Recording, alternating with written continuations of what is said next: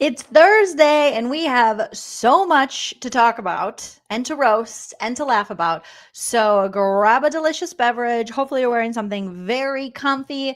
Smash that like, and let's get this party started, you guys, on a Thursday night. If you like what you see, come and get it with me. I know you deserve all you want, 'cause your heart's made of gold. But don't wait till you're old. If you want it, I get you some. Hello, everyone.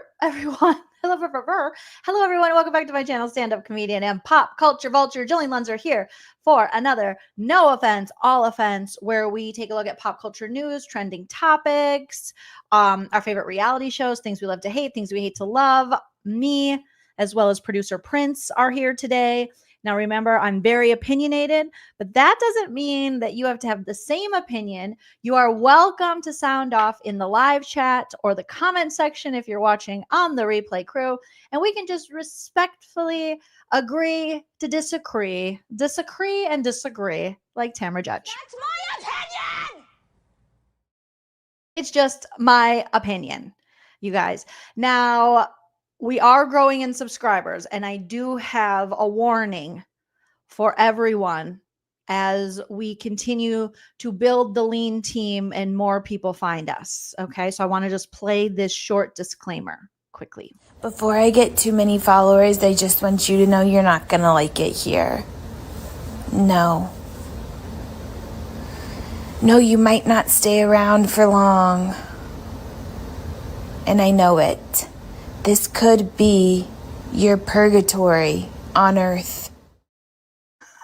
This could be your purgatory on Earth, you guys, because I am a woman with a lot of opinions and I don't apologize very often in 2025.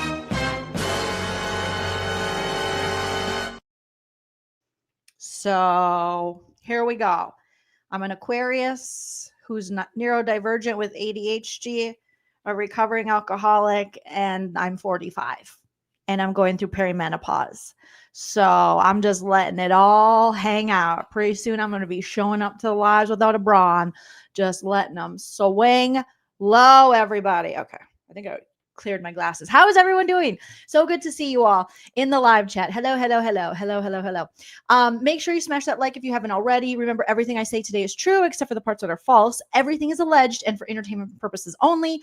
So don't sue me if you don't have to. Allegedly. But also know you're going to have a great time because lots of people you probably can't stand think I'm excellent. I heard actually mixed reviews on Joleen. Oh, Joleen was excellent. What are they saying? What are they saying? Who could be saying we're anything but excellent? Prince, we just started work. You have to stay. I think Prince is already ready to call it a day. He's like, this is more work than I signed up for. Okay, you guys, we have a lot to talk about today. Last night, we covered The Valley Season 2, Episode 1, and then Bravo dropped a preview, like a 6-minute, 7-minute, you guys let me know, in the chat yesterday for next week's episode 2, like I said, which I guess is going to be so much drama for your mama. You know, it's the season where Jax is just showing his whole ass, even though we've seen it already. And I watched the 6 or so minute preview for next week. And if you were infuriated with Jax Taylor on the first episode, it's not going to get any better. It's not getting any better on the second episode because this dude is just an asshole. Okay, what is happening here? What did they hit me for copyright? Your video is blocked due to one or more copyright claims. Oh, shut up. All right, we're still going to play it.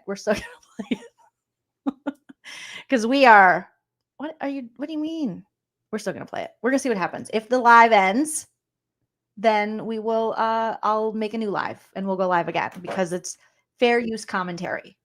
Okay. So I'm going to play part of the episode, the preview for next week. Let me make sure it's going to, okay. They didn't stop the audio on it. So hit that like just in case we we disappear. I'll be back. Okay, so let's play a little clip of the clip that is going to air next week for The Valley, season 2, episode 2. And let's see what great insight Jax Taylor, who has told us all that he is so changed, doesn't recognize the person he was while filming, even though looks the same. Looks the same. Give me a thumbs up in the chat as soon as you hear the audio for this. Let's take a listen and a watch. So we won't sit there. That's the broken chair. I'm aware. I saw. Okay, let me just slow it down just a little bit. Okay, let's try this again. Thumbs up in the chat if you can hear it. Yep. What about me? What about me?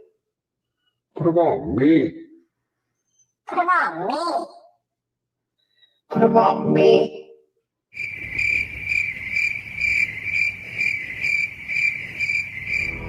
In every generation, there is a chosen one. She alone will stand against the where I just vampires, met my the wife. demons, You're and the forces of disinfecting darkness. Brittany? She is the Slayer. What about me? That's what we're going to call this stream. What about me? Jax really said that. So Kristen shows up to Jax's house, and this is after he freaks out because he looks through Brittany's iPad and he sees Julian, his fedora-wearing sometimes friend who he buys drinks for, who really was with his children's mother the whole time, was hooking up with Brittany Cartwright, his soon-to-be ex-wife, while they were separated, while he was already banging multiple people, and while he was kicking Brittany out of their, shared home and their son out of their shared home so that he could bang chicks and leave their thongs in their bathroom with a baby wipe on it. But he was so mad that apparently he not only picked up a coffee table and threw it while his son was home at the house, but he also, as Kristen, when she first came in here, I'll just turn the, we'll play it and without the audio, one of those stools. Now, I don't know if you guys see that. That's a heavy ass stool. There's like iron, metal, wood. So he threw a chair and a coffee table because, as he wants to explain it, his wife was having sexual relations with his friend. First of all, she wasn't, you were separated. Okay. You didn't want to go forward with the marriage anymore. You were already banging all the hoes. You were disrespecting her. And you guys had an agreement where you could see other people.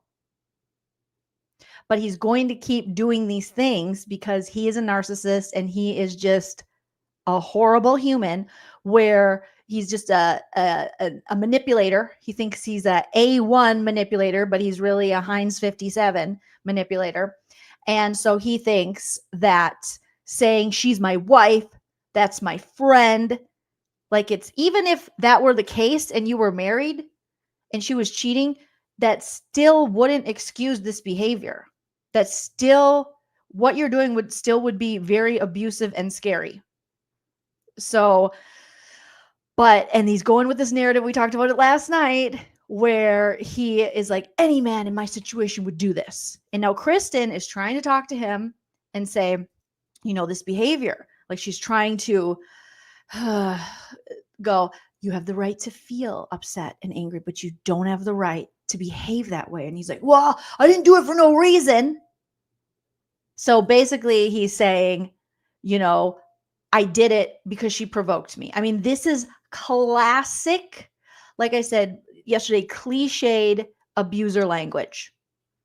You made me do this. It wasn't like I just did this for no reason. There is no reason that justifies this type of behavior from him to scare and hurt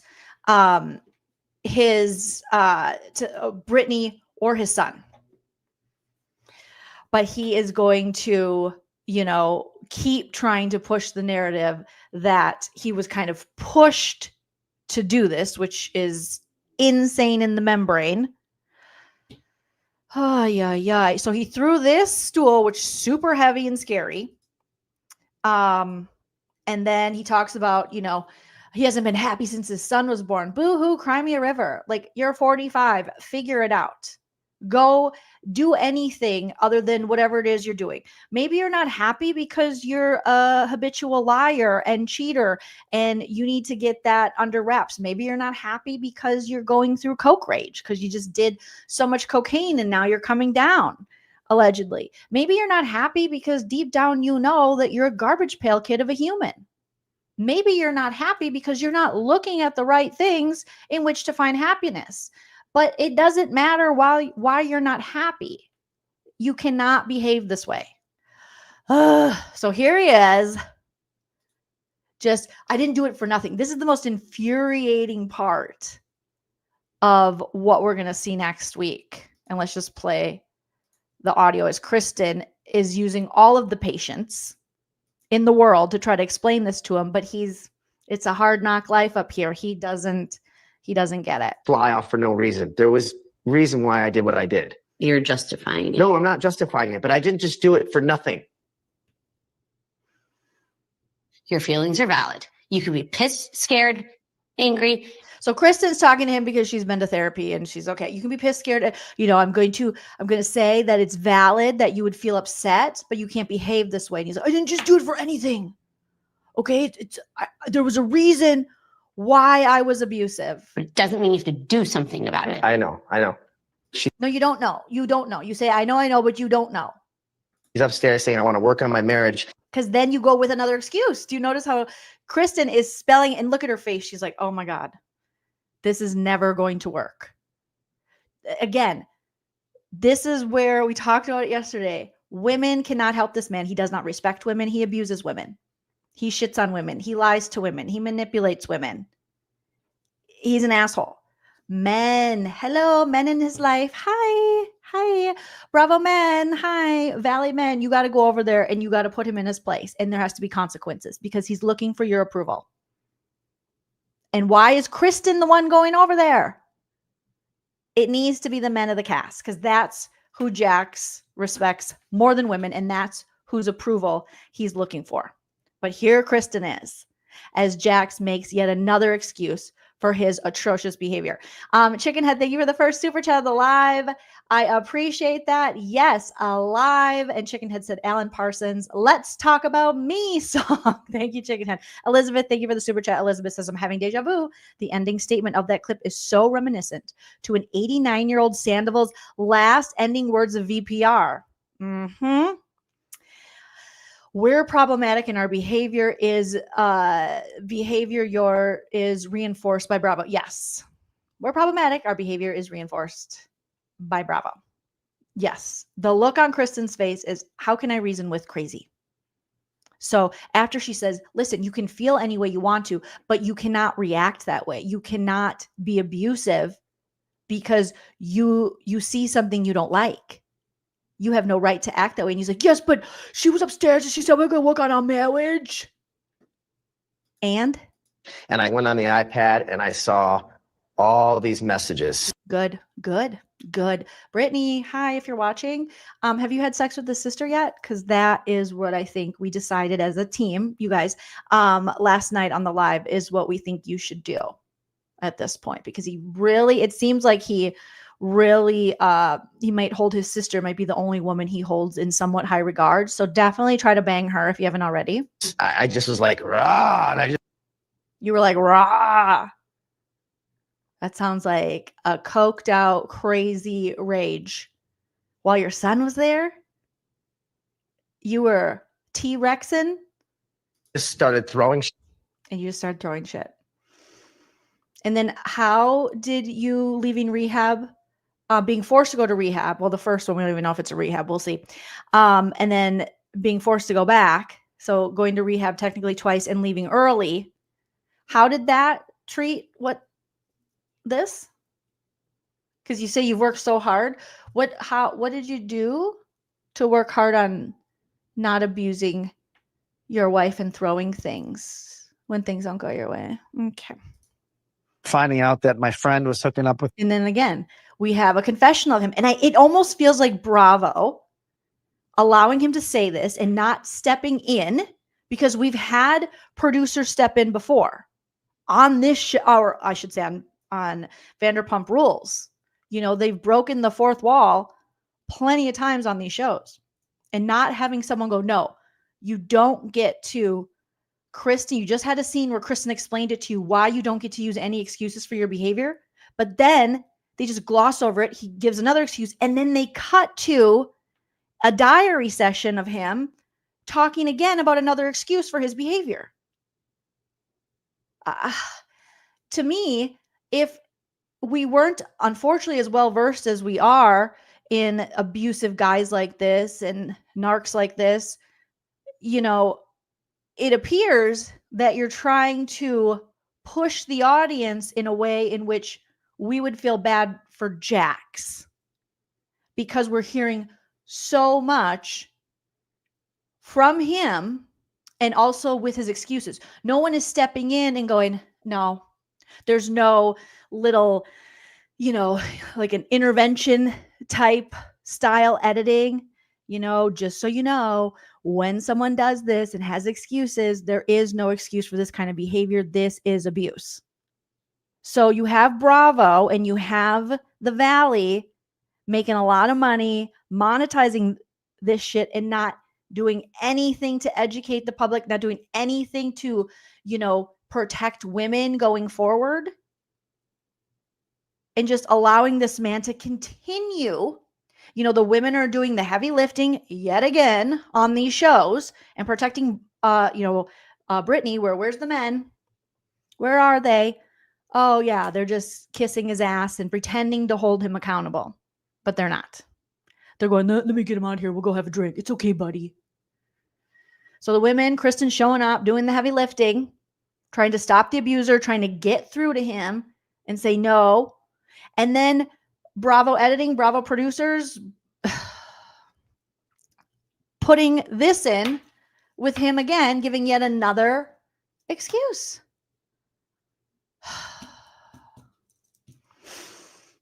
Kristen said they may do that. Maybe. But even putting out this clip without that is just, I just think it's irresponsible at this point. I'm tired of seeing these men get away with everything on these shows and hurt women and hurt children. And then they get all ample opportunity to monetize their abuse and continue to star on a show.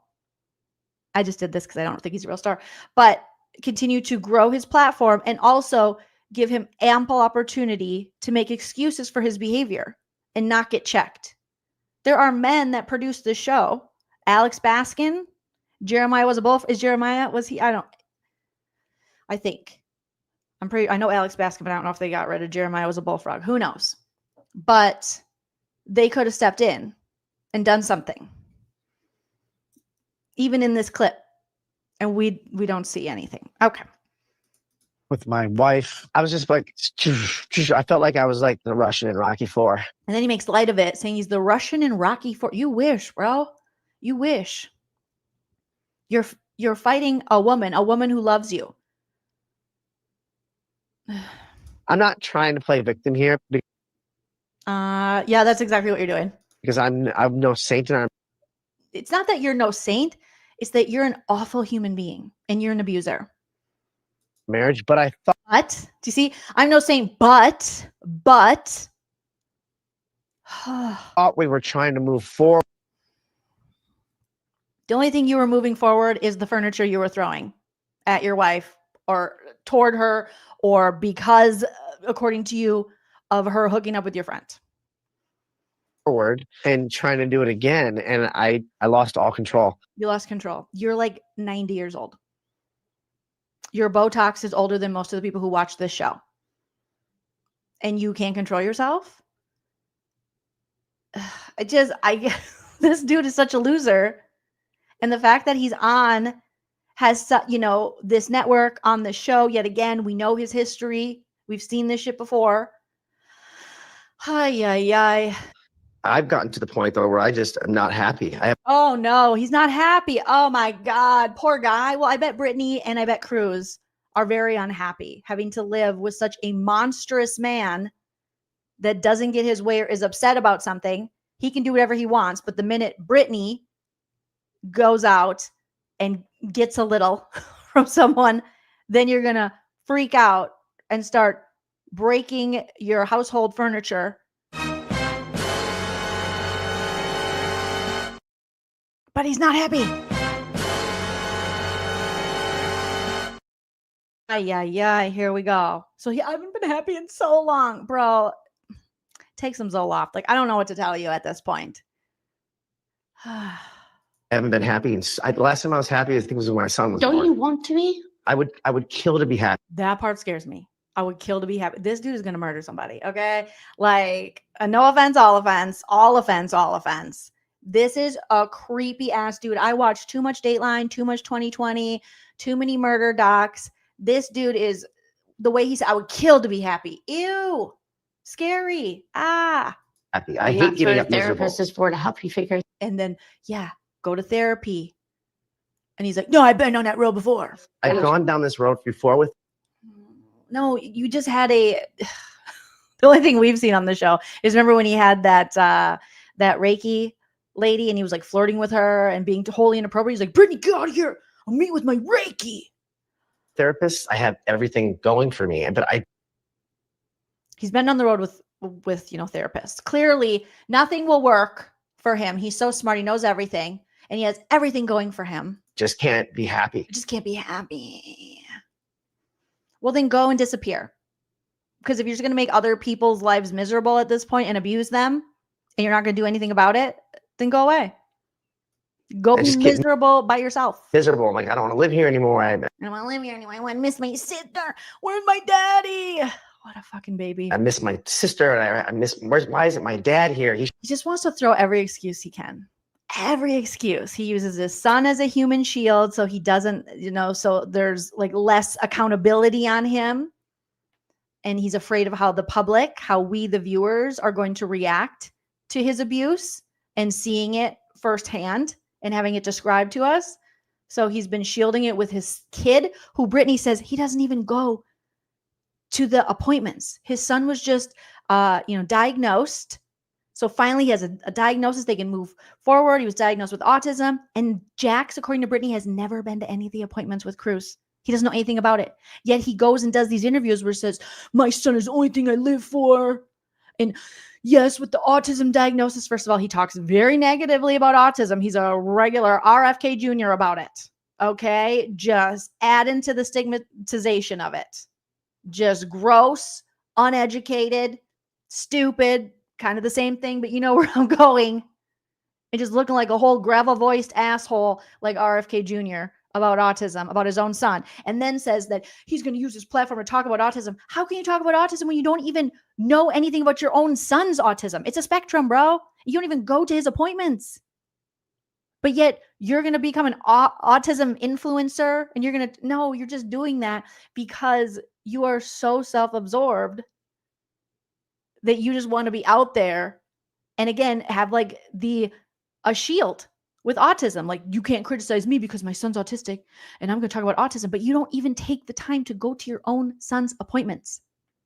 He should be helping me with this. And my dad should be helping you with this. And I don't have a mom. You do have a mom, but you chose not to talk to her anymore because you're a control freak. And your dad, allegedly, according to you and other people in this situation, your dad told your mom he didn't want you and your sister to know about how sick he was. And so your mom, abided by his wishes and he passed away and you feel like you didn't get to the proper time to say goodbye or something. So you blame her, even though she was just, respecting her husband's wishes. But it's her fault. And you're a control freak. And so now you're punishing her and you're punishing your son that he doesn't have a grandma. And your mom was still like sending gifts, trying to reach out. These are all problems that Jax creates. He's not a victim. He is the fucking problem. I can't talk to her. And you can talk to her. You could be a bigger person and go, wow, it's hard for me. I lost my dad, but my mom lost her partner, lost her husband. I can go and I can have my own family and fuck that up clearly. But you don't even care about your mother's loss. It's just Jax, Jax, Jax. It's all about Jax. And I vent it and take it out on my wife. She's not your wife. You're divorcing her. She wanted to be your wife. She wanted to love you and support you, but you shit on her, cheated on her, manipulated her, lied to her, put her down on national television. But now you want to say my wife so you can go, oh, my wife and my friend were hooking up. And it is affecting Brittany And Kristen's getting like choked up, like it's affecting Brittany so badly. so badly. And she's about to cry. Jax should be on his knees, bawling his eyes out. A normal person, a healthy individual, someone who's not a monster, who would do the things he's doing, knowing that he's hurting his soon-to-be ex-wife and his son, would be in a puddle, in a ball on the ground, in the fetal position. And he's just like, what about me? What about me? What about me? What about me? What about me? What about me? What about me? Oh my God. And Kristen's like, Jesus, they don't pay me enough on this show. Mallory says, Jax only uses my wife to manipulate. Exactly. Everything is a tool for manipulation to Jax. It's a joke. Care Bear, thank you for being a member for 43 months. Care Bear says, Jolene, did you notice when Jax went to hug his son? Yes, I did. Cruz was uncomfortable and didn't want to hug him. He pushed him away. Hype Man Husband Chell is actually the person that noticed that first as we were watching. He was like, did you see that? And I was like, what? He's like, his son was like this as he's trying to hug him. And I'm like, oh yeah. And I had to go back and play it again and see that Cruz was, and you don't see him act that way around Brittany. You don't think kids pick up on this. You don't think kids know. They do, and they feel it. And imagine, we're only seeing like a little bit of what goes on, but imagine how much that poor little boy has seen. It's criminal, really. And the fact that Jax can go out there and be like, I'm a horrible husband, I'm a good father. No, you're a shitty father. Just on what we're seeing right now and the way you treat Brittany. And I am one who will argue that you cannot be a good father if you are abusive to the child's mother. No, those two things aren't separate. You don't get to say that. And everything we know, all the lies that he's spewing and all the things that Brittany corrects every time he does one of these, every time some journalist or publication irresponsibly gives him a platform to lie and then doesn't check him and doesn't hold him accountable and go, wait a minute, but Brittany said this, wait a minute. And they continue to let him lie. Brittany has to then go, which must be exhausting, and correct it and go, no, actually, he's not that involved as he wants to pretend with his son. Elizabeth, thank you for the super chat. Elizabeth says it's the buzzwords with zero accountability. What to do, cancel again, trust this. Jax, you've caused a lot of unhappiness, a lot. Britt got his sister to his bar tent opening. He cares only for Jax. Mm-hmm. He really does. Oh my gosh. Yes, Steven. Say it louder for the people in the back who might be, I don't know in here, but I know there's people out there who are believing this manipulation. Shit father, shit husband, shit man. That is the truth. Silly Goose says his constant spaz outs are enough to scare the kid. This was just a bigger event. Mm-hmm. That energy alone that Jax brings, that chaotic cokehead energy, that chaotic abusive energy. There's so much that we're literally one episode into the season, but we know too much. We know now from Brittany and from Kristen and from others that it's not just these incidents in the season. It's still happening. Jax is still contacting her regularly, harassing her, trying to get control of her, who she's dating, who she's talking to. When she doesn't answer the phone, guess what he does? He calls more. And when that doesn't work for him, guess what he does? He shows up at her house, invades her space. It's bad. This man is a terrorist. Chickenhead, thank you for the super chat. Chickenhead says, seems how the baby reacts to his father. Jax is telling, yes, Cruz hangs on to ones he trusts. Did you check? Yes, Chickenhead, thank you so much for the Cash App. I received that, and I appreciate that. And I only know it's you because of the last name, because you have a different first name, and I'm not going to be like, this is your full name. But thank you. I appreciate that. Gigi says, reminds me of Cody Brown's grandkids. oh, when he shows up for hugs, he's disgusting. That man is disgusting with a horrific hairline. They all cringe. Don't know the man. He spends all his time with Robin's kids. Yeah. The one wife that he did like or does like. That shows a whole mess. Oh my goodness. Krista said kids are very affected by parents, especially at an early age. Very affected. Especially that age, within that toddler age range. It's such a big developmental time for kids. And it just breaks my heart to know that Cruz is in such a volatile situation and that Jax has put not only Brittany, but his son in this situation. Cassandra, yes, this is very dark what we're seeing. So this isn't something that Jax can just go and think he can talk his way out of, or he can do enough interviews where he lies enough times where we're all going to be like, oh, or you can say he has a AA sponsor and brag about that it's a famous person, or say he has a life coach, or brag that he passed a drug test and it's just going to go away. This shit's not going to go away. There needs to be like this. I don't even know if this man is capable of change at this point.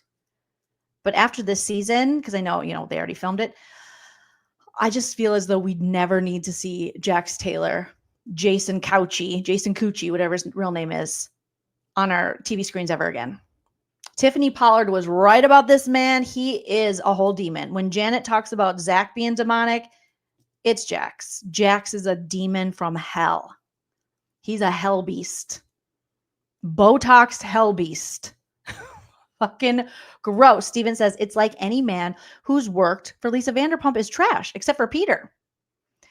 Yeah, and I just think we haven't, we didn't get to know Peter enough, but who knows? Like, I don't know what I would trust anymore.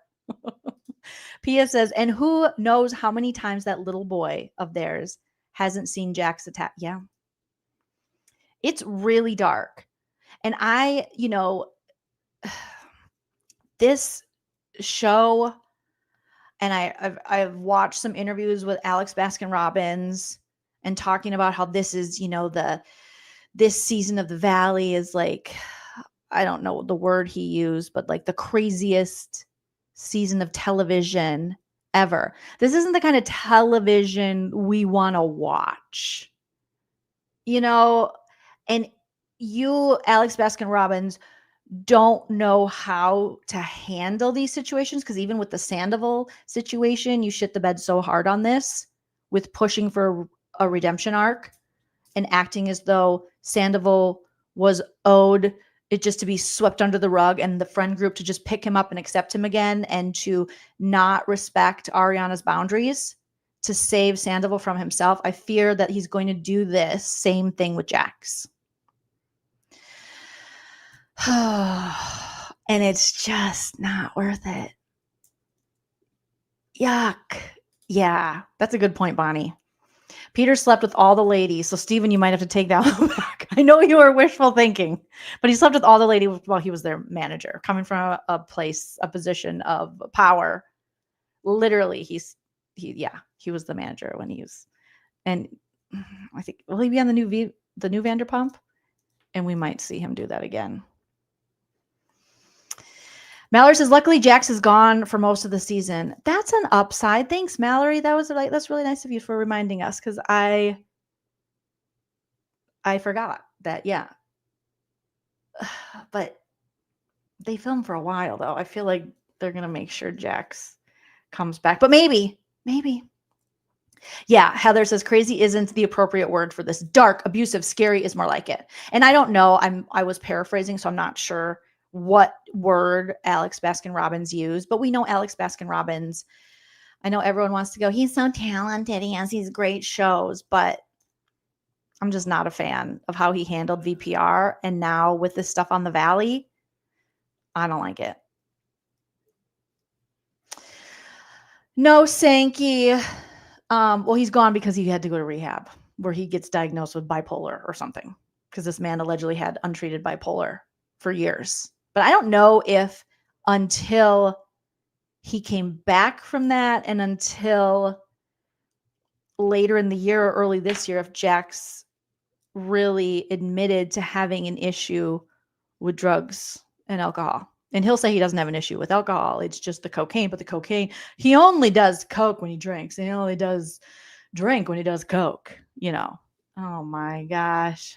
Yeah, seriously. Dreadful says they'll have him crying in videos from rehab.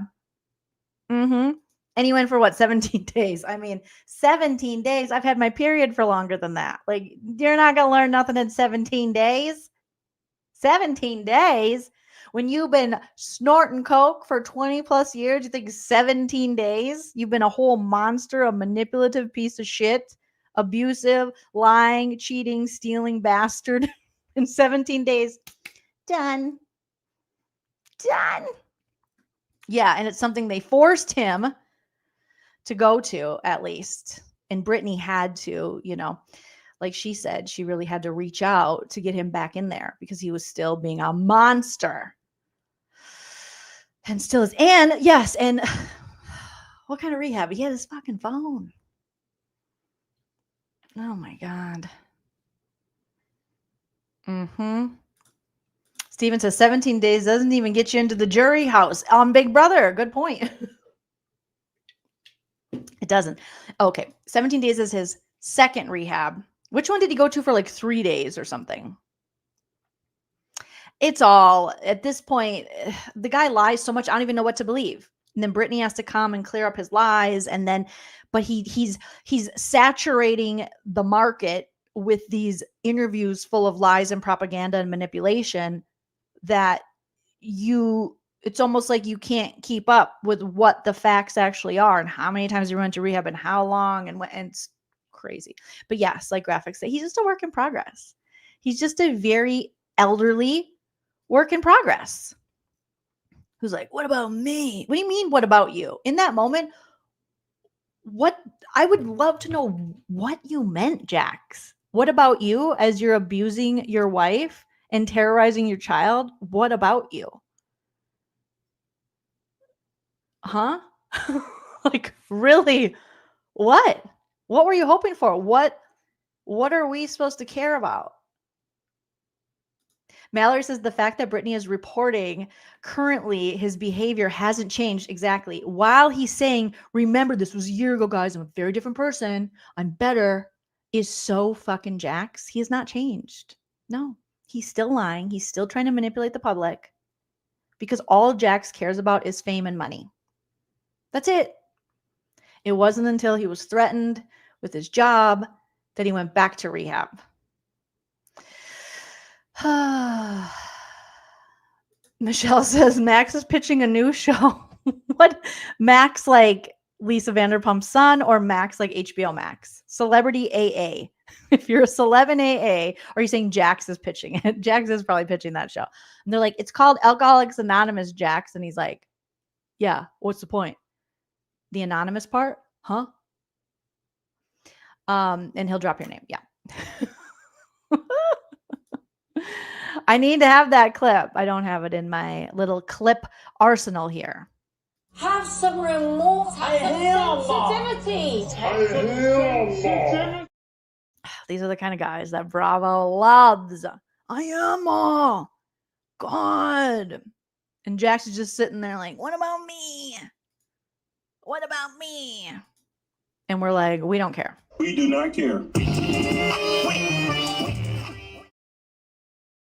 We do not care.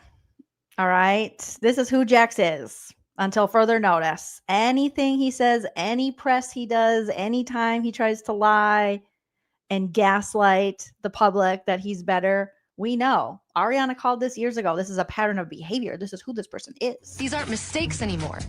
These are pointed choices. This is a pattern. This is a personality. This is who the person is. This is who this person is, and this person is a dick. So let's play the Don't Be a Dick song. Don't be a dick, you're being a real dick. Stop being a dick, you're being a dick. Don't be a dick, that's what you're being right now. You need to stop, check yourself, and calm the fuck down. Don't be a dick, you're being a real dick. Stop being a dick, you're being a dick. The things that you do, you're obviously very hurt, and that's why I think that you're a big fucking jerk. Don't be a dick, you're being a real dick. Stop being a dick. You're being a dick. All right. Speaking of dicks, you guys, we haven't really talked too much about this. We've made little jokes here and there, but there was a girl's trip to space. It was 11 minutes or 4 minutes, and it was a privileged rich gal sponsored by Jeff Bezos and Jeff Bezos' fiance's tits, allegedly, where they went to space. We don't know for what. They didn't collect any information. It was just rich ladies in space. Katy Perry was there. Gail King was there. They all want us to be proud of them. And they did it under the umbrella of feminism.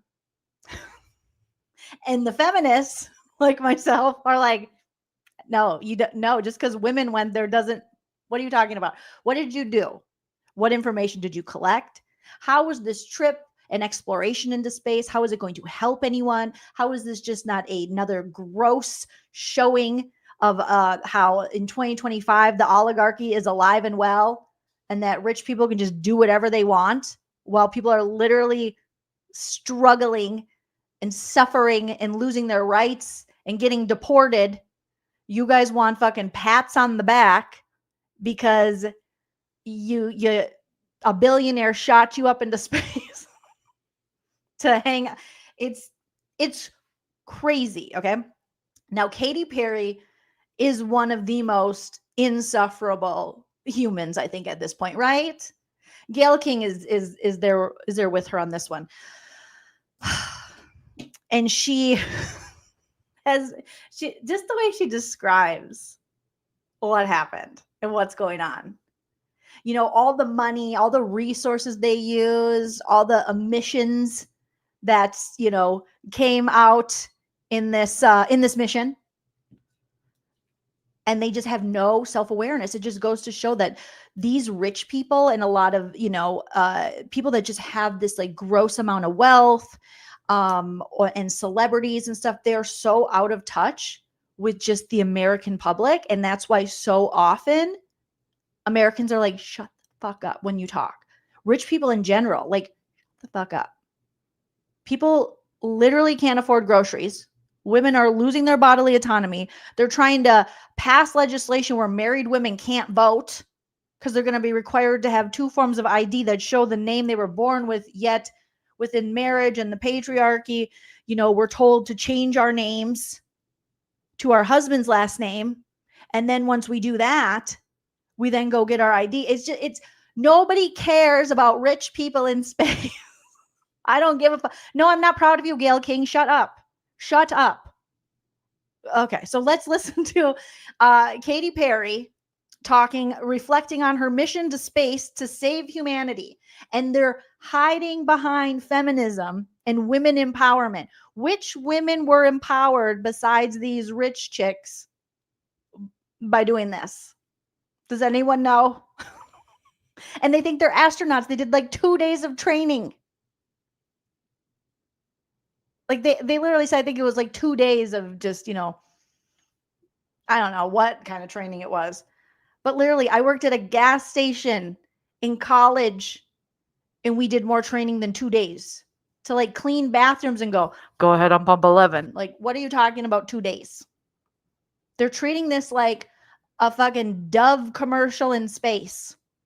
And I will tell you, Dove commercials have done more for women in feminism than Katy Perry, Gail King, and Jeff Bezos' big-titted girlfriend going to space did. Okay, but here we are.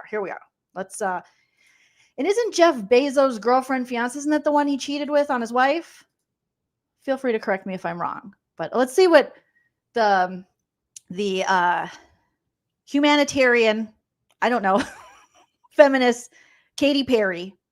And note about Katy Perry, she is also continued to work with the producer who Kesha came forward and said sexually assaulted her. And Katy Perry's like, I'm gonna work with them again. I'm gonna do that again. So she's a real feminist, this one. Okay. Give me a thumbs up as soon as you can hear the audio. Let's see what she has to say about this. Unity that we modeled and replicate that and understand that we weren't just taking up space, we were making space for the future. And for me, like Gail said, this wasn't a ride, wasn't a destination. It was a journey, and it was a supernatural one. And so I would just like to say to you and to everyone here, gracias para vivir en la casa, en las escuelas, en el azul. I think that you'll never know the amount of love that you have inside of you to give and to receive until the day you launch, because you're leaving all the love behind and you're surrendering and you're hoping that you get another chance to love them again. And so when you come back down, you're like, oh, I get another chance and I'm going to do it. Marcada. Tienes con vivir en las fotos. I hope they can see the unity that. Okay, first of all, why are you talking like that? Super weird. Second of all, are you saying because I'm not a rich bitch who can just launch myself into space because I'm best friends with Jeff Bezos' double deed fiance that I'll never know love? None of us losers here will know the deep love and longing because we weren't launched into space for 4 minutes to hang out. My God, you people are ridiculous. We modeled and replicate that. The self-importance. It's a regular Jax Taylor moment here. And understand that we weren't just taking up space, we were making space. For who? For more rich people? For an oligarchy? For more billionaires and millionaires to do whatever the fuck they want and not give a shit about the rest of us while the earth is literally burning? You're producing enough more carbon emissions than more human beings produce in a lifetime with one trip up to space so Gail can hear that her girlfriend Oprah's proud of her? Like, bro. For the future. Go fuck Orlando Bloom. What is wrong with you? You're married to Orlando Bloom. Like, go enjoy that. I don't know. Are people still into him? Is he still a thing? I don't know. Sure. And for me, like Gail said, the wonderful Gail. This wasn't a Oprah's friend, who basically is a Nepo baby herself. ride, wasn't a destination. It wasn't a destination. It was a journey. And it was a supernatural one. Supernatural. And so I would Oh my like God. to say to you, Katy and to everyone Perry. here, Stop. gracias para vivir en la casa, No way, Leslie. en las escuelas, en el azul. I think that you'll never know the amount of love that you have inside. Fuck you. So I'm never going to know the amount of love I have inside of me because I didn't befriend evil billionaire Jeff Bezos, who does more harm to this earth than he does good and looks like a fucking weirdo, by the way, too. I'm not friends with a billionaire adulterer who doesn't give a shit about anyone but himself and won't pay his wealth tax and is another, welfare queen off of our tax system. But okay, cool.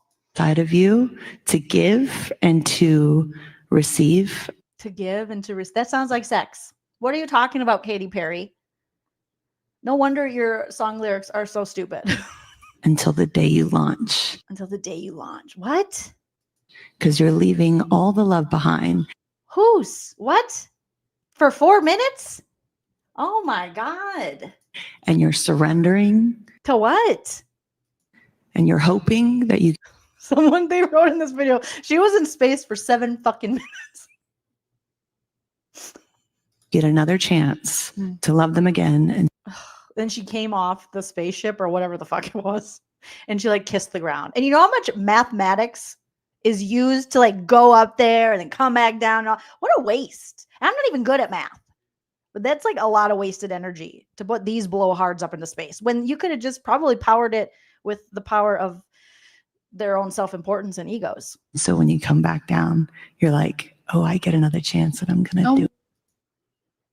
So she was like, oh, I get another chance to blow Orlando Bloom. I'm back, baby. Marcada. Tienes con This is so vivir. I did not have this on my bingo card for 2025, but I should have.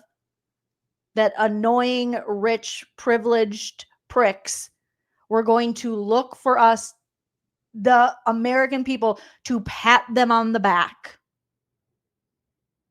for being rich enough to go to space for 7 fucking minutes. And it only feeds them, their egos, and their want to be able to say, I went somewhere where nobody else can go. Because you regular pores, all the pores out there, I'm talking to you and everyone who wasn't on this, right? Gail King. Gail's like, yes, Oprah said, we'll never know what it's like to love or be loved or be in space. I wrote a song about it. It's like, you make me feel like I am in space alone. I'm holding a flower. I have long hair, and I did makeup for this, hair and makeup for this. I looked out and I saw some stars. Everybody look, I'm a star. It's Katie, stop. Katie, stop. This is ridiculous. And las fortuata.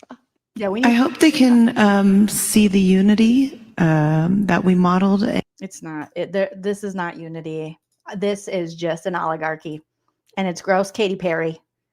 Katy Perry. It's gross. Okay, I think I had. Okay. No, this lady. Shout out to Cindy Noir on Instagram. Let me open her. I shared it in my stories on Instagram because I was like, so perfectly said. So perfectly said. Okay. So shout out to the Cindy Noir. Make sure to give her a follow, give her a like, give her all the love, because she is going to talk to us right now about, she wants to have a conversation with Gail King, because Gail King has been on one saying, I'm not going to let people take this away from us. It's a beautiful tripway talk. What? Oh my gosh. Oh, you guys, I missed some super chats here. Okay. Steven, thank you for being a member for 18 months. Steven says, I'd like to know the price of eggs in space. Me too. I would like to know that too. Also, did you meet up with other, maybe female aliens and tell them about all the misogyny happening down on Earth and maybe take some notes and say, okay. We only got a couple minutes here. Ladies, do you prefer to be called ladies? Okay. Do you deal with this kind of thing? Do you have any tips for us? That would have been helpful. I don't think they did any of that. Wanda Lee says, preach, Jolene, preach. Thank you, Wanda, for being a member for 12 months. PK, Chickenhead PK Dorkface Nelly says, the same day they laid off 2 female astronauts from NASA. Of course they did. I think there was one astronaut lady on there. Can you imagine? She's probably like, oh my God. Thank you, Dog Mom Laura. Dog Mom Laura says, oh my God, I'm walking pup. I'm dying in shock. What the hell did these rich witches say? Love you, Jolene. Love you right back. Okay, we're going to listen to the Cindy Noir because she has a message for Gail King. Because Gail is just, like I said, she's on one and she's like, no one's going to take this away from us. And she's calling us haters. No, bitch, you're a hater. You're a hater for thinking this is more important than everything else women and Americans are dealing with right now in 2025. Under this administration, in the world in general, the fact that you're like, I need a pat on the back. You got enough pats on the back and pushes up from your best friend, Oprah Winfrey. Oh my God. Okay. So the Cindy Noir on Instagram, shout out to her. Let's hear what she has to say. Oops. Hello, ma'am. So apparently, okay, so she started saying, this is for Gail King and Gail King only. You are upset at the masses because we're not viewing your excursion to space as the women's empowerment, girl power moment that you see it as. And to that, all I have to say is it's really hard for me to view you spending 2 minutes and 43 seconds in space as a girl power moment when I'm simultaneously watching married women lose their right to vote. Right? It's really hard for me to watch and feel, girl boss up, watching you spend 1 minute and 45 seconds in space when I'm simultaneously watching women die due to a lack of reproductive health care access, right? It's really hard for me to feel empowered as a woman watching you spend 52 seconds in space when I am simultaneously watching women lose their jobs due to the erasure of DEI, including women astronauts. Okay? So you'll have to excuse me if you spending 15 seconds in space doesn't inspire me as a woman, because we have bigger fish to fry. Thank you. This video is for Gail King and Gail King only. Yes. Teacher B says, I heard someone call it a field trip. Basically, Old Spirit Art says they're purging women in science, medicine, technology, but we're supposed to be like, yay, Gail, Katie. Great job, ladies. Preach, Cindy. You summed it up perfectly. Shout out to the Cindy Noir on Instagram. I mean, it's cuckoo bananas, you guys. It is cuckoo bananas. The best thing to come out of this, though, was Jeff Bezos. And you're going to be like, what? Jolene, Jeff Bezos. Oh, I thought I saved it here. Let me just pull it up here. He was, when they came back down to earth after, I mean, they've never really come back down to earth because a lot of these women, Gail and Katy and Bezos' fiance, their head is up in space still. But he was going, running to the spacecraft. And he was looking through the windows like, where's my fiance? Are her tits still intact? They didn't deflate in space, did they? That's all he worried about. He was like, oh, I miss her tits. Cause that's all he cares about. And he fell like face first on the ground. And it was just the best thing to come out of this field trip to space, as you guys are saying. Okay. All right. TMZ. Okay. So they said Jeff Bezos really fell for Lauren, his fiance. Ay. All right. So there's the little, kind of looks like a nipple or the tip of a wiener. And hey, Liz, good to see you. And okay, I'll keep it. Just no audio on this. So they're on the ground, and here comes Jeff, old baldy adulterer McGee, old billionaire doesn't want to pay his taxes, running around, just the evil empire. Like, where's my tits? I mean, my fiance Lauren and her tits. And he's like, tits, Lauren's tits. Lauren, titty, where's them nipples? Oh, fuck, right. It's just, I can watch rich billionaire assholes fall all day. There should be a channel for that. There literally should be a channel 24/7 watching oligarchs fall face first. I would love that. And he's like, oh God, I just got so excited looking for her tits. Oh, fuck. Oh, shit. Daddy wants titty. Gets right back up looking for implants. Saline. Oh, Saline. I love you. It's just my favorite thing. It does. Like the tip of it's just it's so ridiculous. Okay. And then God love Emily Ratajkowski, because she was out there just spitting facts about this. I think I sent this one to myself about these women and their field trip to space that we're all supposed to, we're all haters because we're like, this is not important. The amount of money that was spent for this stupid trip that didn't do anything to better anyone's lives but their own, we do not care. And it's like, Gail's like, we have haters. We did something. I feel super, and Katy Perry, I feel super connected to love. U.S. families can't pay their bills. Military contractors are making bids to mass deport individuals to an El Salvador concentration camp.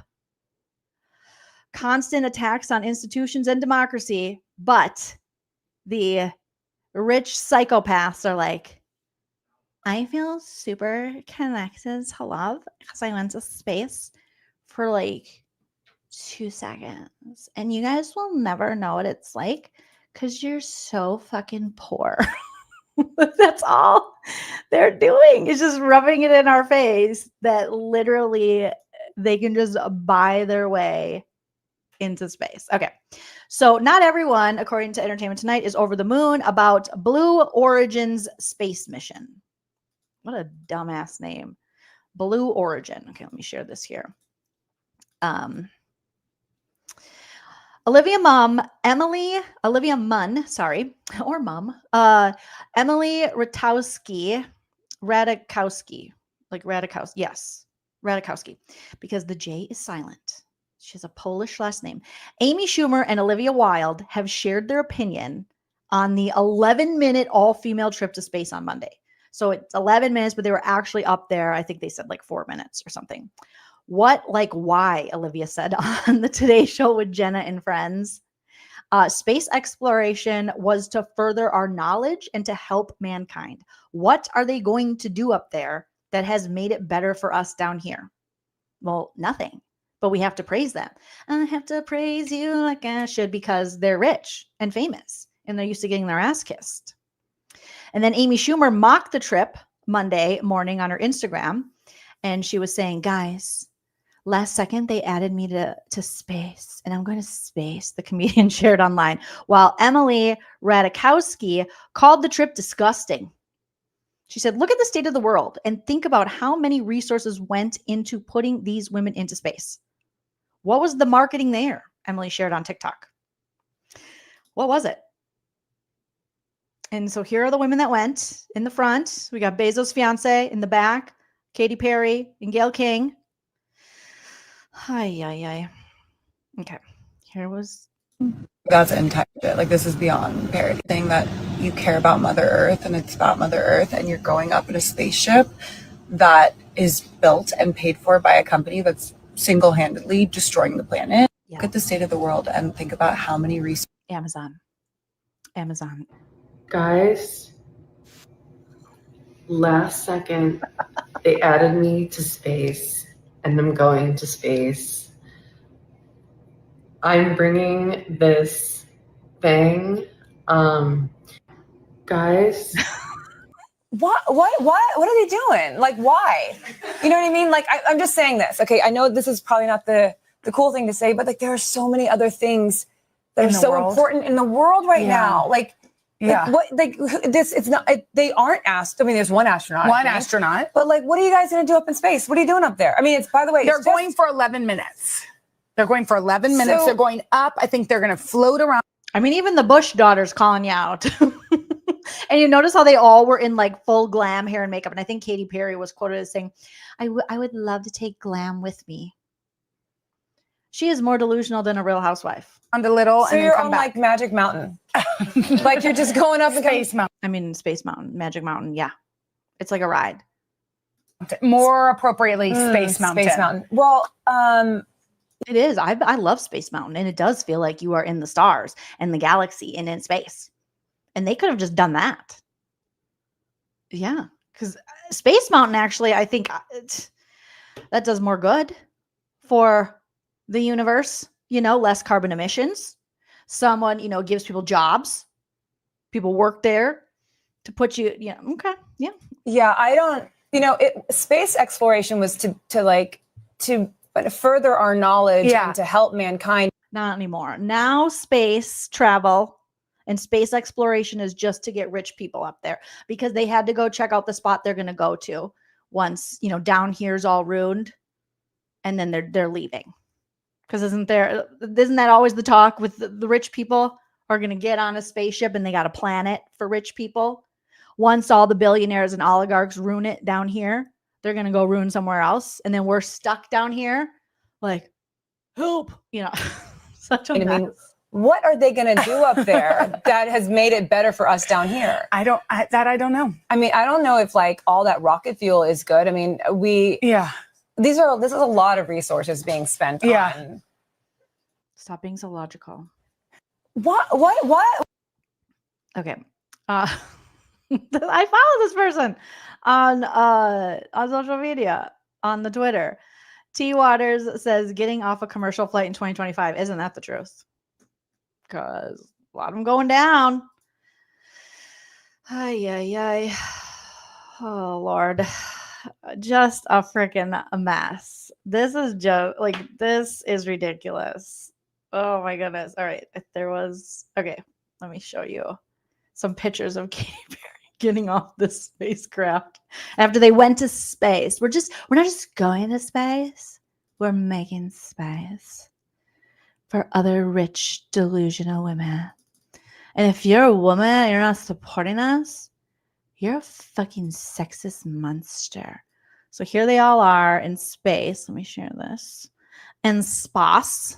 We're in space, you guys. You don't know about the space. Okay. In full glam, BT dubs. Oh, Jesus. They probably got campaigns with all the makeup they wore. Like, what's your space makeup routine? So here they are, Blue Origin pictures. Hey, ladies. They're like, oh, the single ladies. Oh, the single ladies. They're like, INDEPENDENT. Do you know what that means? Late stage capitalism showing up. Do you know what that means? Gail, they're like, look at Oprah. Gail, you're just going to be an Oprah shadow for the rest of your life. Quit punishing us because you're trying to upstage Oprah and make her proud of you. Okay. All right. Where's that other picture of Katy Perry? Okay. This one is just the worst. She got off after 11 minutes in her flying dick space machine, her flying dick machine. And she has a flower and she's like, and then she kisses the girl. Now I know why Taylor Swift hates this bitch. Like, now I know why.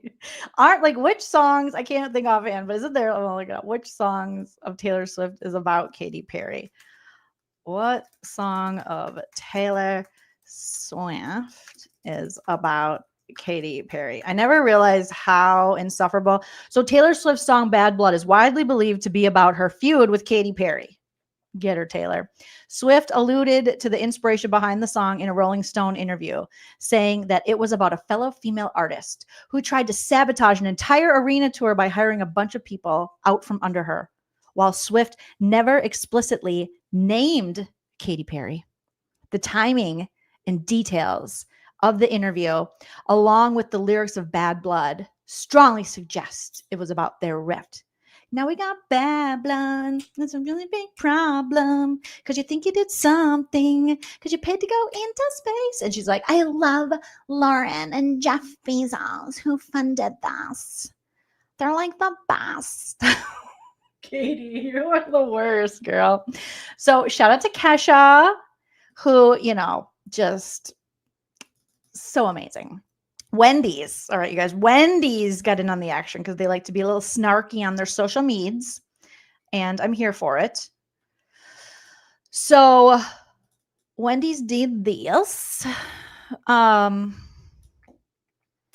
They said, okay, so what does a hamburger chain have to do with this? Well, the official Wendy's account, you guys, which has a history of trolling, replied to a tweet saying that Katy Perry had returned from space with the words, "Can we send her back?" To which Kesha then posted on her social media herself enjoying some Wendy's. And again, I'm sure a lot of people already know, but if you don't know, Kesha's shade toward Katy Perry might be more personal.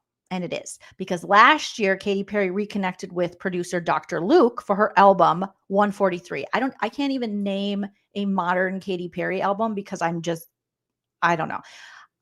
I don't listen to it. Okay. Like Nene used to say, I listen to it on the iPod, but I'm not invested in Katy Perry's music like that.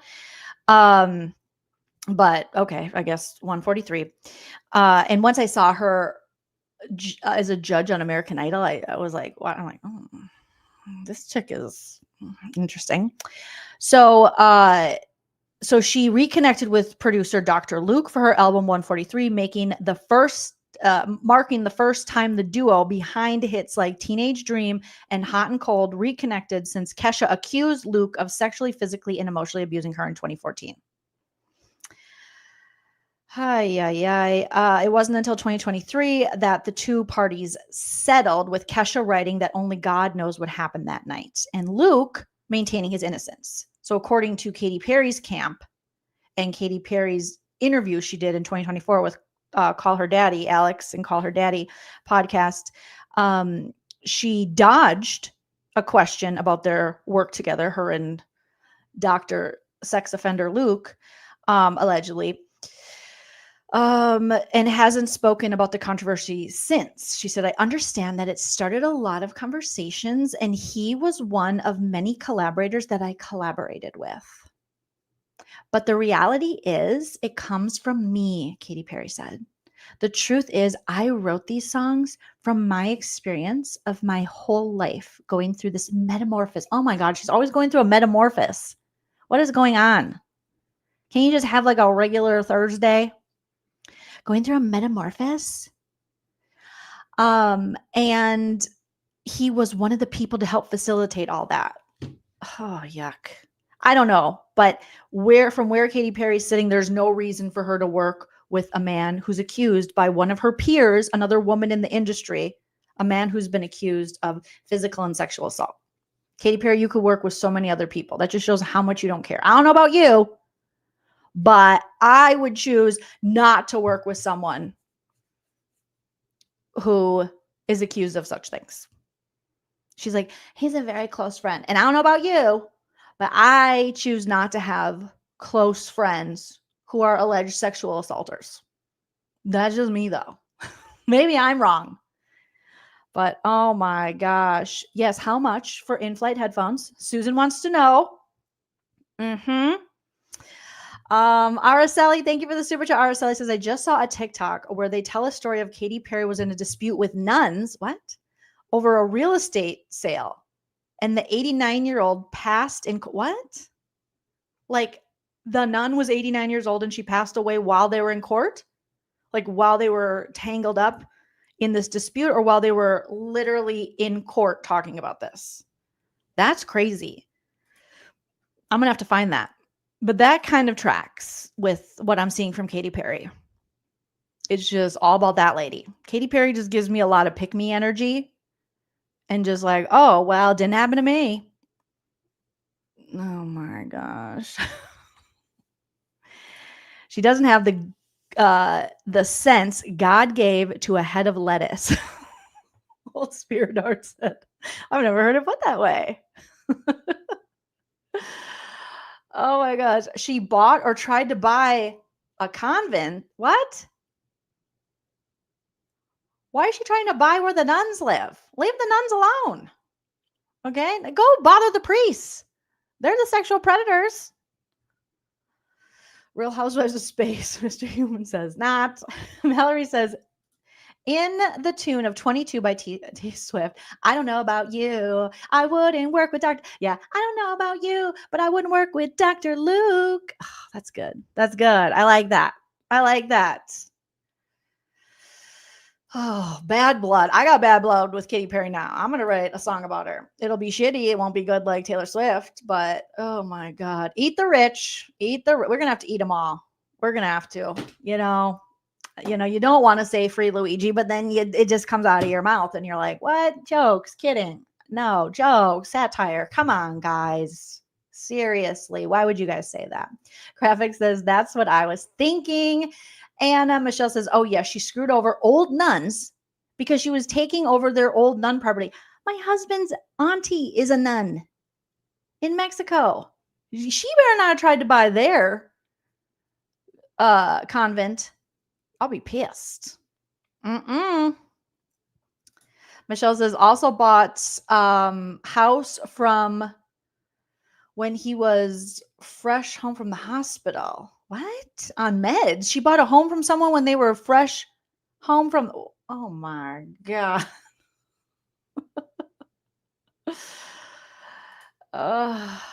Yeah, she's not going to use that. Witness says, I say, get the trad wives first. They are the most annoying, in my opinion. I'm going to have to venture more into that trad wife space, because I just see anyone making sourdough, I'm side-eyeing like, what? anyone just, I don't know. Anyone wearing a lot of beige, making sourdough, and I'm side-eyeing anyone who's like, I don't know about vaccines. I'm like, I'm side-eyeing you. Yes. Mallory says, trad wife is very Nia. Oh, from The Valley. Trad wives in space, Michelle says. Oh, goodness, you guys. What is anything anymore? What does anything mean? What is good? It just always brings me back to everything is pointless. Andy, are you okay? Oh, I'm fine. It's just that life is pointless and nothing matters, and I'm always tired. Also, I can't sleep. I'm overeating. None of my old hobbies interest me. Yeah, same. Absolute waste of time. So fucking boring. Jesus. Absolute waste of time. So fucking boring. Jesus. I agree, you guys. Okay. Let's see what else we have here. Oh, I didn't watch this yet.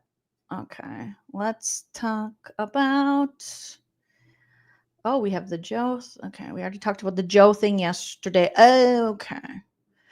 Michelle. Okay. So apparently on Jax's most recent podcast, In the Mind of Jax Taylor, is that what it's called now? I gotta look this up, you guys. Is that what? Because remember, he had that In the Mind of a Man, and then Brittany took over their podcast, and he was doing In the Mind of a Man episodes. And then he got a separate podcast for that. And you guys, I know you have asked that I roast some of these. And recently, on his most recent, let me look if it's still called that. In the Mind, what a dumb name for a show. In the Mind of Jax Taylor. It's not even In the Mind of a Man. It's just In the Mind of Jax Taylor now.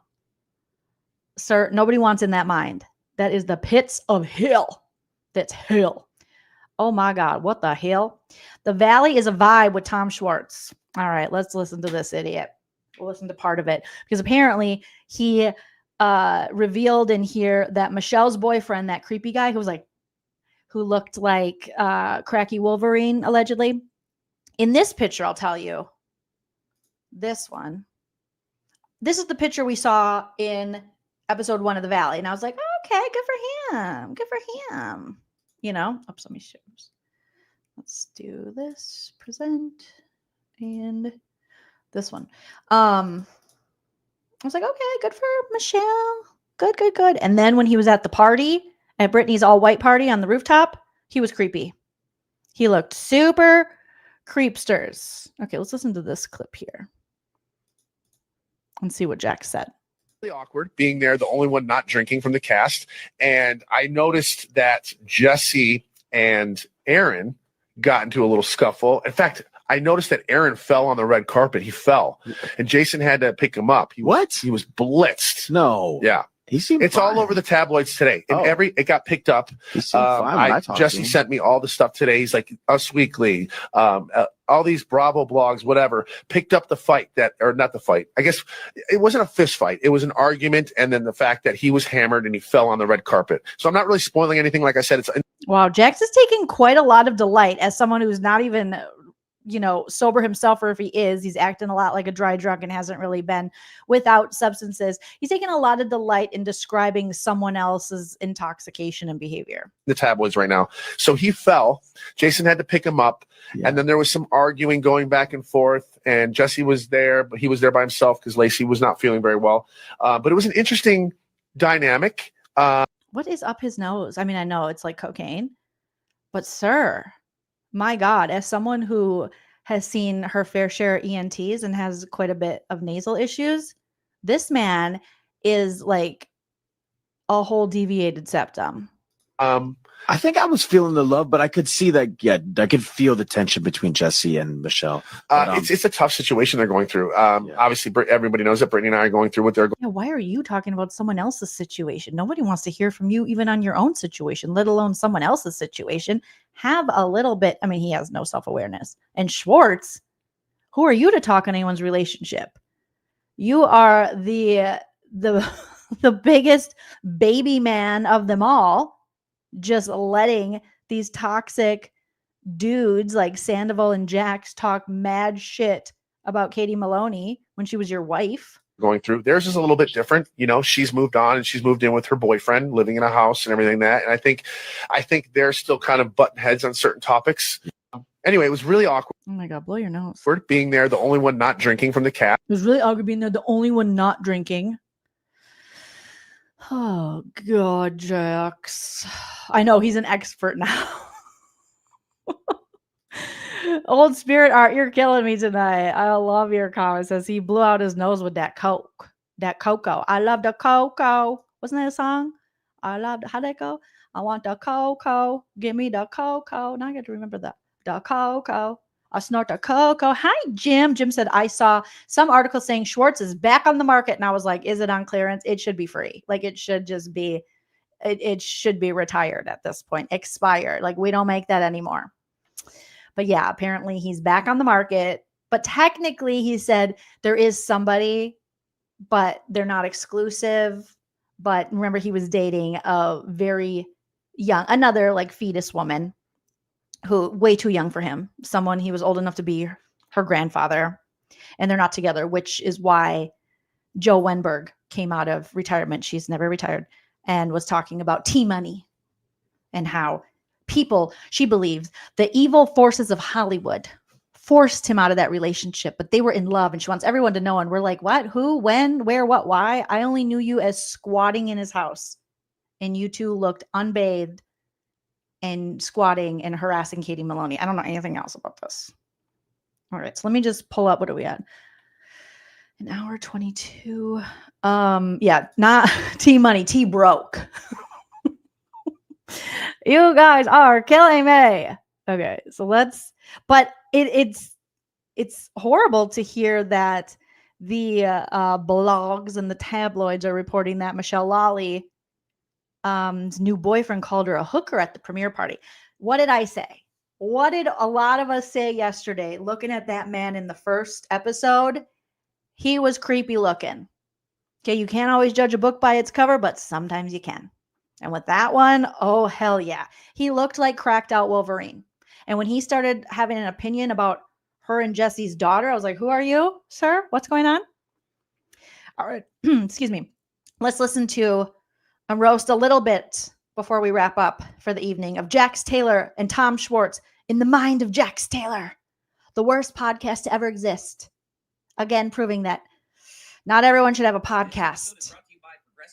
And Progressive is one of their sponsors, so I definitely won't be using your insurance. Geico for life, so where's my wife? I know it's a very scary. You know, I was thinking about the title. I'm like, it's a little bit too. You're niching down. I actually like the humility too. I like both Again, Schwarz, you're part of the problem, enabling him, not calling him out. Titles, but either way, I think the moment I met you, we can get deep later, but I just like, this is the most fascinating human being I've ever met. I don't know about fascinating. Yeah. There's probably some other words in there that a lot of people would like to use other than the word fascinating. Yeah. But anyway, love the hats. I love that you came out with the new hats. The Valley is a vibe. I love the color scheme. I love everything about it. We are going to sell them at the bar. Tom's going to sell them on his website. Well, it's a. They're selling hats now? What do you think? You're Robin Dixon? Like Robin already did this on Real Housewives of Potomac, and she actually made money off of it. Oh my God. I'm not going to buy that. It's another little riff on, there's a famous artist. He's iconic. I think he lives in LA. He's still with us. His name's Edward Russia. And I guess he's always had kind of a love-hate relationship with LA, much like yourself. Yes. Right? Oh, yeah. But he has a famous sign down at the Broad, which is one of my favorite museums down in downtown LA. And it says, Hollywood is a verb. And we both know it is a verb. It is a verb. And we've both done it. So are they stealing the sayings from an artist and putting it on shitty merch and overcharging for it? Is that what Schwarz is saying here? Also, I sped this up because I can't listen to them in real time. We've Hollywooded a little bit. But no, I get Tom. Tom, by the way, I don't know if you guys remember from Schwarz and Sandy. Tom makes the coolest merch ever. I don't know. She does, Cassandra. Yes, good point. Cassandra says, doesn't Joe have hats too? Tom Schwarz, you copied your stalker? That's only going to make her stalk you more, you idiot. His brain goes when he does this, but it's so eclectic and it's artsy and it's just got a great vibe. And he's helping me out with the Jax's merch. We're going to get into the Jax's bar a little bit later. The things we're doing. Who's buying Jax merch? Okay, if you buy Jax merch, you're probably a domestic abuser. That allegedly, that's what it looks like. If you buy merch from a woman abuser, you might just be a woman abuser. Some changes there too, but he's helping me out with the merch, and he's going to be putting it on his website. We got the premiere of The Valley tonight. Whoa, Jax, how you feel? Have you seen the first episode? I have seen the first episode. I'm not going to lie to you. People were like, okay, the first episode's out. Now the first two episodes are extremely difficult for me. And I watched the first episode. I was going back and forth. I was calling the producers. I'm like, should I watch this? Should I watch this? And I'm like, I don't want to watch this. They're like, Jax, listen, it was a year ago. The show was shot a year ago. You were in a different place. If you weren't in a different place, I would say, no, don't watch it. But you know what? You've grown a lot from this first episode. I think you should watch it. I think you should. This fucking idiot. It was really hard for me. Watching myself be an abusive piece of shit asshole and ruin people's lives was so hard for me. Didn't he say he cried through these episodes? Your story's changing, Jax. It's changing too much. You can't even keep up with your lies. Watch it and see, okay, this is a place where you never want to get back to again. So yes. Wow, that's good, Jax. So you're showing growth. And I will say, just for the audience, it's Schwarz, fuck you. Fuck you, Schwarz. Fuck you. Fuck you. Fuck you very, very much. Because we hate what you do and we hate your whole crew. So please don't stay in touch. Joe Wenberg, if you're watching, which I know you are, hey girl, keep stalking him. Yeah. Keep making his life miserable. Okay? Thanks. Thanks so much. Schwarz, you enabler. It's significant that Jax has watched an episode because I don't think he watched one episode of Vanderpumprules in the history of the show. No, and I used to get so much shit up for it from Andy Cohen on Watch What Happens Live. He's like, why don't you, he's like, you know you're doing press. Why don't you watch the shows? I'm like, listen, Andy, have you ever seen a season where it was good for me? Okay. He's too busy doing coke and abusing people to watch the show he's on. I know what questions I'm getting. I know where they're directed at. And trust me, I remember everything that I've done for the most part. I know I was probably under the influence for a lot of the stuff I've done, but I do remember most of it. But that being said, I did watch it. I sat in the corner and I cried my eyes out. I was so disgusted about. Which corner? And next time, can you film that? I would love to see that. That would make my heart sing, seeing you in a corner crying. What I saw about that shell of a human being that I was looking at, about how I acted. The shell of a human being. You wish you were a shell. Shells are put together. You're not that. You're diarrhea. It was just utter disgust. And, you know, I looked at it and be like, wow, I'm glad I watched this because I never want to be that person again. Those are some powerful words. And how many days sober? I'm I think 139. 139 I'm at, and going strong. Have no interest in drinking or touching drugs again. I don't even have He doesn't even have the want. He's so strong, and he has like a super famous AA sponsor allegedly who's so cool, and most men wouldn't be able to do what he does. Schwarz with that's some strong words. Oh my God. So you guys bought a thesaurus. So you guys Googled a couple recovery terms. Shut up. I don't even want to do coke anymore, except for when I want to do coke, which is like right now. For sure, I was going to have a little bit of a, like, how am I going to be tempted? Because, you know, I still go out a little bit and I still go to restaurants, but I'm not tempted at all. What I'm having a hard time with, though, I will tell you, is being social. Is not like I always use a drink as a buffer. Like I have to have what I'm having a hard time with, though, I will tell you, is being social. Is not like I always use a drink as a buffer. Like. And GHB, which I guarantee is in Jack's arsenal. Okay? He's like, I'm having a hard time meeting new friends without giving them GHB. Allegedly. It's kind of like a liquid courage. Rohypnol, whatever. Conversations and seem interested if I don't have a drink in my hand. So I'm learning. Yeah. I'm having a hard time being a human and being interested in others without influence, under the influence. And also, there's some interesting alternatives, which we don't have to get into. But me and you did an episode of my podcast, which is uncensored. We don't have to get into that now. But things like kava, adaptogens, social tonics. You guys go down the rabbit hole. There's some great alternatives to give you a nice, mild, pleasant buzz. Or if you're shut up, Schwarz. Like, you're so annoying, bro. I did speed it up. Mr. Human says he talks so fast. I sped it up to 1.25 because these two are annoying. California sober, it's really nice too. I am California sober. That's yeah. And like I said, the kava we tried. I'll dabble in a couple Celsius. If I know that I'm going to be out, I'll take a Celsius or two, or a Red Bull, whatever. But yeah, that's just, it's not difficult. No, you don't deserve this. This is mama's juice. This is my juice. This is non-abusive people juice. You don't deserve Red Bull or Celsius. But it's just, I have to really psych myself up if I know I'm going to be in a large group where people are drinking. Also, you own a bar. Listen, this could be a controversial take, but I think being a great bar owner is also getting in there, taking a shot with them, celebrating their moments. Obviously, you're in a unique situation you can't do. What do you know? Your bar went belly up. You lost all your money. Schwarz and Sandy's closed. You guys treated it like a party and drank with people and tried to bang your patrons. And look where that got you. Nowhere. Tom Schwarz. Jesus. And you gotta have. I let people know now. Yeah. And I just say I'm not drinking. I don't make it like I'm sober. I just say I'm not drinking. I'm not drinking right now. Taking a break. Taking a little bit of a break. Right, A lot of Casey? people know. A lot of people have been following my story the last few months in my sobriety, journey. And a lot of people are good about it now. Like I just say I'm not drinking. I don't make it like I'm. That is so fucking telling as a sober person. He said, I just say I'm not drinking. I don't make it like an I'm sober. That's because you're not sober and you have no intention of going through the program or doing a 12-step or doing anything. This dude tells on himself. He's so stupid. He keeps telling on himself. Nobody who's taking their sobriety seriously, he's going to use it as a shield, and he's going to use it as an excuse for his bad behavior, but he's just a shitty person. The cocaine didn't make him shitty. The alcohol didn't make him shitty. If anything, those things probably made him more tolerable than he is without the things because he's just a shit ass person.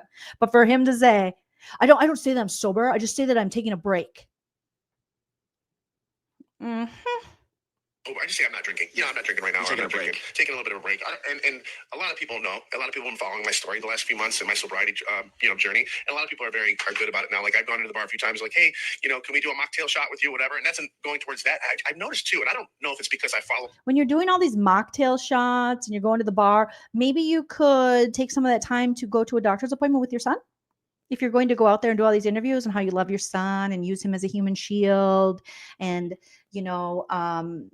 exploit him and exploit his autism, maybe you could go to some appointments and learn about it because Brittany says you haven't went. A lot of sobriety pages now, but it's very trendy right now to not drink. Do you Great notice time that? to be sober. Like it's like all these celebrities are coming out and like. This guy always has, right? It's like cool. What I'm doing is cool. It's cool. It's like trendy. All these new mocktail things and these mocktail bars, and it's becoming like a trend almost. Am I wrong, or have you seen that? I mean, especially with the younger generation, it's very sober positive on like TikTok and everything. But I still see people out there having fun. Oh, of course. It's the best of both worlds. Where back in the day, remember, like I don't know, maybe in the late '90s, early 2000s, like in like high school, maybe it was almost stigmatized to not drink. Like you're a dork if you don't drink. But I like the positivity. Oh, I didn't want to. Says the two loser drunks who are damn near 50 years old and have nothing to show for it other than their being on reality TV as assholes. Literally, both lost their house, their wives, their families, and chose alcohol over it. I mean, if anything, this younger generation, where more people are choosing to not be partiers like them, is because they saw where that road takes them, and it takes them to scary places like their lives, Jax and Schwarz. Oh my God. Be around sober people. Gross. My God. Like you're going to be a Debbie Downer the whole time. And like, I would still be a virgin if it wasn't for alcohol. Here's the thing. I have nothing against alcohol. I just don't like the person I become afterwards. Everything moderation. I become a very, very dark. Okay, but you're allegedly sober right now and you fucking suck. So dark human being, and I don't like that person. And like I said, it's just I'm not the type of person that can have a beer with dinner. I have to have 10. What would you say? Well, first of all, congrats. I become a very, very dark human being, and I don't like that person. And like I said, it's just I'm not the type of person that can have a beer with dinner. I have to have 10. Whoa, you're not keeping up with your lies, Jax, because you told us it was just the cocaine, that you never had a problem with alcohol. You're not an alcoholic. That's literally what you've said in multiple interviews. You got addicted to cocaine, not alcohol.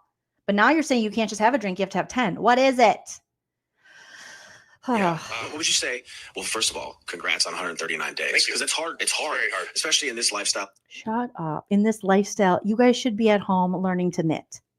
You're too fucking old for this, okay? All the kids see you coming at the bar and they run and they hide and they hold their vaginas because they're like, oh God, here comes an old pervert who's going to tell us about the good old days of reality TV back in 2010 when I was born. Like, shut up. One is looking, oh God. With our lifestyle. Your lifestyle should be make better decisions in your life. Don't borrow money from your moms. Don't abuse women. Don't put women through your bullshit. Control where your dick goes when you're in a relationship. You know, those things. In the bar and restaurant industry, being Entertainment industry. traveling. Have you ever been to an event where you haven't had a cocktail? Think about it. I like the way it feels in my hand. Right. It's a social thing. Are there any things, and I say this respectfully, And that's what he said about his dick. And that is, the older they get, the only person that is going to be wanting to touch those shriveled liver dicks of theirs. but is there any part of it you miss? I don't miss any of it. I like I said, I watched back the episode. I just look how sweaty and my eyes are bulging and I'm out of shape. I was like skin. I just gave myself the ick. I 100% gave myself the ick. I looked disgusting. I was like 180 pounds. I just looked gross. And I never want to get back. As much as I work out and take care of my body now, I could never put alcohol back in my body knowing what it does to it. Yeah, I mean, in moderation, it's fine. But yeah, if you start to lose control and it leads to other things, slippery slopes. Yeah, which and it did. Schwarz, we saw your interview on the red carpet at the premiere of The Valley, and you are not doing it in moderation. Okay, sir? You can lie to yourself, but you can't lie to the rest of us. Did you guys see Schwarz at the premiere of The Valley? Oh, my God. Not good. For me. No, it did. I always like to say alcohol was a problem, but the main problem for me was cocaine. And I could not have a drink. As soon as I had a drink, I was looking for a bag of cocaine every single time. How open are you about this now? I'm very open. Can I tell him your tell? Oh yeah, I don't tell have him to. my tell. You would know. So Jax always had a tell. I could always tell if he was just having a beer, because lots of times I would go out with Jax and he would just have a drink. Yeah. Jax, you were never a huge drinker, No. but it was a gateway for you, 100%. and you could always tell if Jax was on. He just said if he went out, he couldn't have a beer. He had to have 10. Less than 2 minutes ago, Schwarz, he said that. And Schwarz goes, he was never a big drinker. He just said he would have 10. He couldn't have one. And then Schwarz goes, you were never a big drinker. You just have one. He just said he can't have one. You got mush brains. You got Coors Light for brains. You got Coors Light in between your ears. Oh my gosh, these two. Cocaine, because the way he give me that glass over there, he would go from holding his drink like, can I have a sip of this? You can. It's coffee. He would go from holding his cup like this, and if he was on cocaine, he'd hold it underneath. Not to mention his eyes were bulging out of his skull. I'm just kidding. And then he would go home and abuse his wife and scare his kid. Cocaine. But he's changed. But they're just laughing about it. It's hilarious. It's so funny. People would be like, God, that guy sure must have a bladder problem because he's gone to the bathroom 100 times in the last 5 minutes. You had a sixth sense for finding it too. You guys, I don't know if we're allowed to make light of this because you're in a great place right now. I am, and you know what? I am, and I don't want to make fun of it because it's a serious thing. Totally. But you kind of have to. Are you in a great place? Because Brittany says you're still harassing her on the daily. On the daily. She said every day she gets texts from you. And you're still talking about that weird fedora Julian guy. Look back and be like, wow, I did. I had a sixth sense of finding. No matter where we were, what state or country we were in, I found it within half hour tops. Yeah. Doesn't matter where we are. It got to the point where I needed it too. Yeah, we heard that you were doing those little tours in Canada with your friend Fairplay. And apparently, in the back of these restaurants and bars, it was snowing. It was a blizzard in your nostrils, allegedly. Be social, and it was a social drug for me. In the beginning days, in the early days, I did it, of course, because I liked the rides. But towards the end, I did it just to stay awake. It was just because I would crash around 9 or 10 o'clock. Yeah. Anyway, I don't want to get too much of that. No, we don't want to get too dark. Because you're old. Go to bed, old man. See my journey on the Valley season 2. You're going to see it. It's really rough. The first 2 episodes are fucking rough, man. But you saw the first 2 episodes? No, I'm sorry. I saw the first episode. I got the second episode today. I'm gonna watch it, but it's gonna be real rough. And the thing is I know where I'm at today, and I'm okay to look back and be like, man, I was a bad person because I'm a pretty strong person today, and I've worked so hard to get where I'm at. And also keep in mind the show was shot. I'm gonna need examples of what you did to work so. I've worked so hard, but we get no examples. What did you do? What work did you put in? Huh? Because you're taking mocktail shots? Bro. What are you doing, Davy Wavy baby? Come here. Don't chew up my Buffy thing. Come here. Come here, honey bear. Come here, baby. Yes.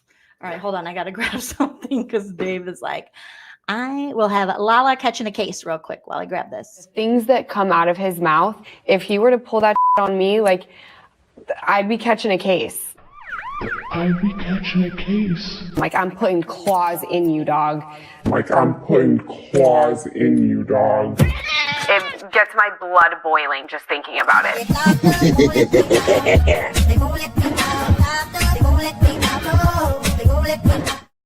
I'm locked up. They won't let me out. They won't let me out. I'm locked. Oh, that was such a banger.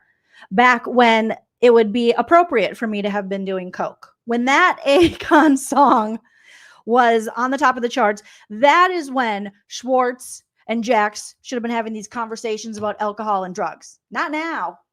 Not now. A year ago, I'm in a different place. I have different relationships. The dynamic has changed. So I can look back and like, wow, I've grown a lot from that. In the Mind of a Man is brought to you by BetterHelp. The dynamic has changed. So Are you serious, BetterHelp? Are you just offering anybody? I got to hear his BetterHelp ad. I got to hear this. Hey guys, I know therapy can be a huge investment, but the state of your mind. Are you sure? Because you just told us on This is not real life. This motherfucker just got done telling us in the preview for the next episode that he's done therapy. He's been there, done that, doesn't work. But he'll take your money and pretend for BetterHelp. BetterHelp, you better get some BetterHelp to promote your business. Hi, baby. Poor Dave's got his little cone on. We're trying to, he's trying to scratch his head with his little cone. It's just as important as your physical health. I've been going to therapy for a while now, as everybody knows, and no, we don't know. And you said you're not. And Brittany said you're not. You fucking liar. Everybody email BetterHelp. This is a lie. I'm telling you right now, therapy has been the best investment that I've ever put into myself. What? Huh? This is not what the really? Therapy was the best investment you put in your Oh my God, because you talk as if cocaine was the best investment you put in yourself, or Celsius, which you don't deserve, like Casey said in the chat. That's ours. You can't have that. You can't have yummy stuff. But let's just play your words back real quick. Better health. You might want to screen grab this. Better health. This is crazy. This shit is so stupid and so fake. Hi, Cordelia. Oh my goodness. So let's just see what he says. So Jax is saying that therapy is the best investment he's ever done. Okay. Hey guys, I know therapy can be a huge investment, but the state of your mind is just as important as your physical health. I've been going to therapy for a while now, as everybody knows, and I'm telling you right now, therapy has been the best investment that I've ever put into myself. Let's talk numbers. Traditional in-person therapy can cost anywhere from $100 to $250 per set. Why does he have a lisp? What happened? What's going on? Did he get veneers? What's happening? Okay, so therapy, he just got done telling us, I'm telling you right now, therapy has been the best investment that I've ever put into myself. Okay. And now let's hear. Because I had everything going for me, but He's been down the road before. I've been going to therapy for a while now, as everybody knows, and I'm telling you right now, therapy has been the best investment that I've ever put into myself. Let's talk numbers. Traditional in-person therapy can cost anywhere from $100 to $250 per session, which adds up fast. But with BetterHelp Online Therapy, you can save on average up to 50% per session. And if you go as much as I do, that's a lot of money. With BetterHelp, you can pay a flat fee for weekly sessions, saving you. You better report this to the BBB because this motherfucker's lying. This is false advertisement. If you go as much as I do, bitch, you just told us you don't go. And yes, like Alex says, don't kill anyone to be happy, Jax. On cost and time, which we all need. As you guys know, I've been going to therapy for a while. If you haven't known, you're going to find out this season. I've been going to therapy for a while, and it's absolutely changed my life. I was definitely very skeptical of it. But, after I went, now Brittany says you don't go. You don't do what you need to do. Okay. All right. Wait. Oh, he learned positive coping skills. I wonder if one of those positive coping skills was stalking his soon-to-be ex-wife, Brittany, and bothering her every day, every week, and questioning her about the Julian affair. I wonder if that's what he learned on BetterHelp, you guys. Use BetterHelp, and you can learn to have positive coping skills like Jax. Something that you guys should really, really consider in this day and age. Life is not easy, and we all need a little bit of help. So it's helpful for learning positive coping skills, learning how to set boundaries, which I definitely need to do. It empowers you to be the best. No, I don't think you need to set boundaries. I think you need to respect people's boundaries and not break into what is now Brittany's house when she doesn't want to talk to you and just show up where she feels like she has to call the police or keep texting her after you guys are separated for a year and she says you're still bugging her all the time. Is that what Better Health taught you? Best version of yourself. It isn't for just those who've experienced major trauma. It's for everybody, guys. With over 30,000 therapists, BetterHelp is the world's largest online therapy platform, having served over 5 million people globally. Your well-being is worth it. Visit betterhelp.com/Jax Taylor to get... I'm sorry. BetterHealth.com/Jax Taylor. Casey says, you can spend the money you save on Coke on therapy, allegedly, or pretend you go to therapy. I passed my drug test. I used someone else's piss. Oh my God. And you get 10% off your first 10%. No one's doing anything for 10%. That shouldn't even be a discount code. That is garbage. That's nothing. Oh my gosh. Let's get into the episode today of In the Mind of Jax Taylor. That is the new title. I'm very happy about it because let's be honest. Michelle, positive coping skill, throwing coffee tables at women and or kitchen stools, heavy metal and wood mixed kitchen stools. Yeah. And is a reach sometimes, especially in my past. So anyway, big weekend. We had Cruzy's birthday. I know you missed it because you were in Chicago, but it was a lot of fun. Brittany did an amazing job as usual. 10 out of 10, by the way. She puts on a fucking circus. Reach for the stars. By the way, she plans these birthdays like 6 months to a year out. So she knows, like, the last 4 birthdays were planned. Like, she plans the birthday. She'll start planning the next birthday next month. Can she plan my birthday? How do you know? You were high. You weren't around. You were banging random hoes. You were throwing coffee tables. Brittany did a great job. It's fucking American Psycho. Oh, right. And she, like, literally, you know, she's chaotic in a lot of ways. Like, sometimes she gets scatterbrained because she has a lot going on. But when it comes to parties and birthdays, she's spot on. And she has this company, Picnic and Pedal, that she's been doing parties with. They come in and they put on it's like Coachella. Like, they got the signs and, like, they take up the whole backyard. It's basically like a carnival. There's influencers there. It's like a big deal. And Cruz is just overwhelmed with everything that's going on. He loves it. It's such an amazing party. Did he swim? He swam a lot. By the way, I don't know if you've talked about this. Cruzy is like an Olympic level swimmer. He's like a little... Oh God. Oh yeah. Yeah. And you know what?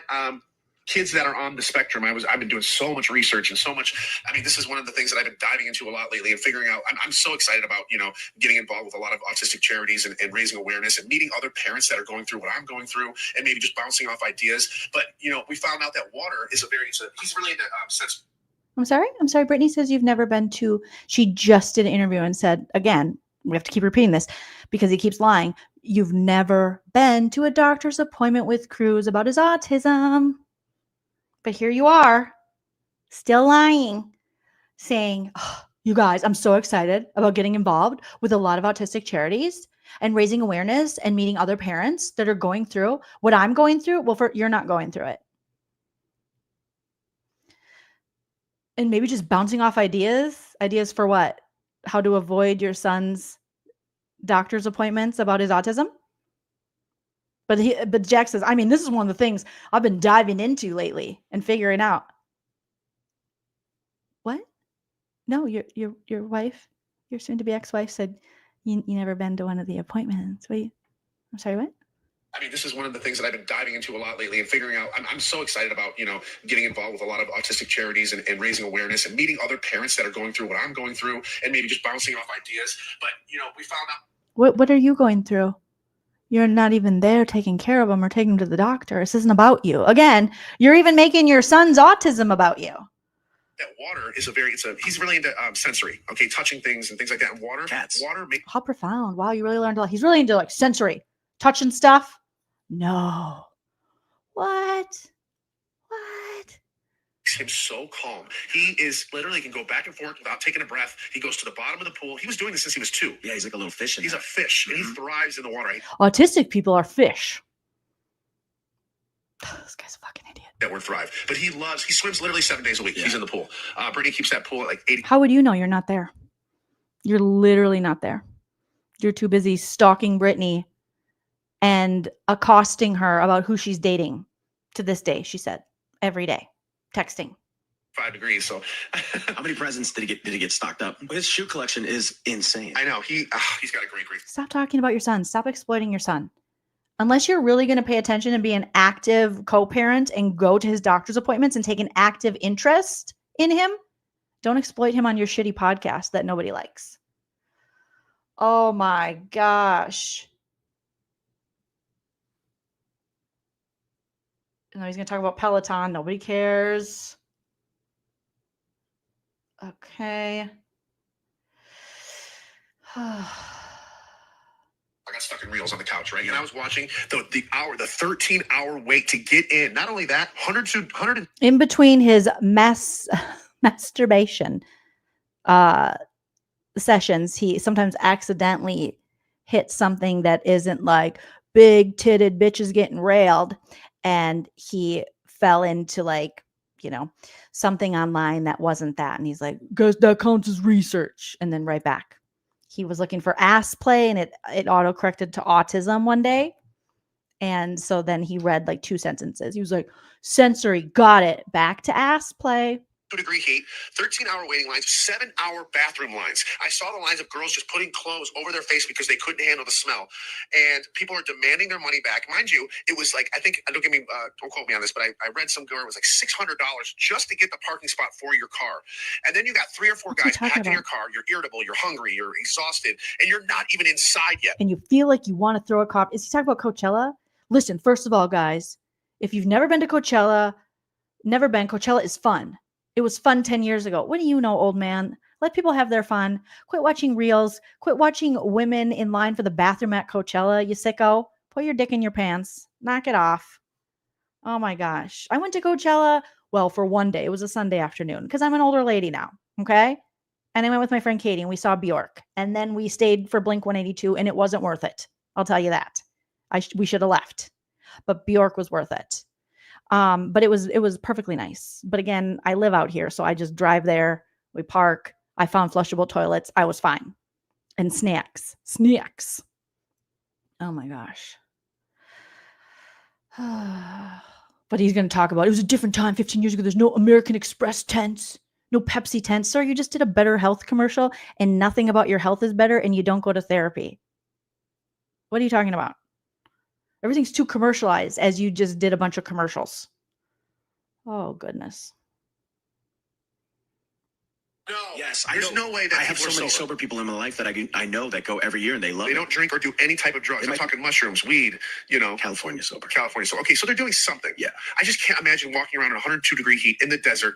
You know, everybody's on something, tripping out, and you're just like this. I'd be so angry.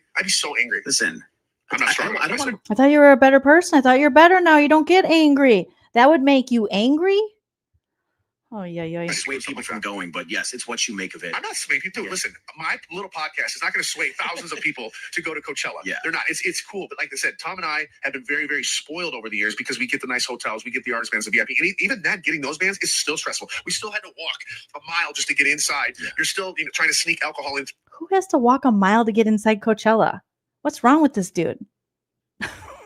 I definitely did not have to walk a mile. My pants. I remember Sandoval and I trying to sneak in, putting Ziploc bags, taping them to our legs on the inside of vodka, just sneaking in like secret pouches and everything like that, trying to get stuff in because when you get in there, you're spending $10 for a water. Yeah. And if you even get a drink. Okay, who cares? Nobody cares. Oh, Jax. Oops, I accidentally took a screenshot of that. All right, you guys. We're going to wrap it up here before 2 hours because if I go over 2 hours, then I can't make lovely shorts here on StreamYard and put on my YouTube channel because I don't know what's wrong with StreamYard. They're like, it's over 2 hours. Now we can't download it for shorts. You guys are all wonderful, beautiful pumpkin spice babies. I appreciate each and every one of you for joining me on this Thursday night. I'll be back tomorrow morning. I'm trying to get back to earlier lives and then do later night lives when I want to. I'm trying to get back in a routine and a schedule, but très difficile for my brain right now. Thank you to all my super chatters today. Chickenhead, PK, Darkface, Neely, Elizabeth. Shout out to Care Bear, Steven, Wanda Lee, Dog Mom Laura, Araceli. Thank you so much, you guys, and everyone in the chat for your wonderful comments and cracking me up tonight. I appreciate you guys. Don't forget to hit up Better Health on the BBB. Jax Taylor's a liar.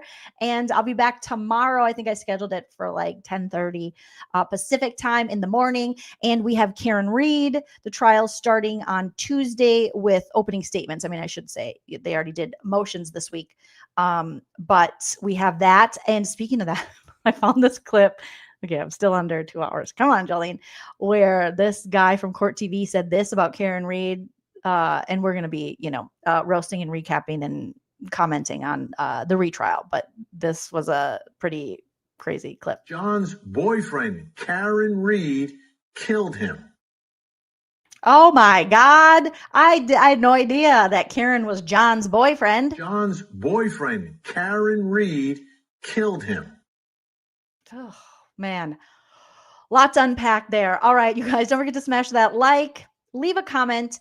I want to know if you guys want me to roast the next, since we just roasted up that one, the next episode of Jax's podcast. And if not, so if you want me to, put it in the comments after the video post, yes, roast Jax's next episode of his podcast. Or if there's something else, if you're like, no, don't roast that, roast this instead, let me know in the comment section. And if I get, let's say 22 comments saying to roast Jax's next episode, I'll do it. But if not, we'll just move on. All right, you guys, thank you so much. If you're not already, follow me on social media at Joleen Lunzer. We're still under 2 hours. All right, smash that like, and I'll see you guys tomorrow. Always remember to enjoy yourself. It's later than you think. Bye. If you like what you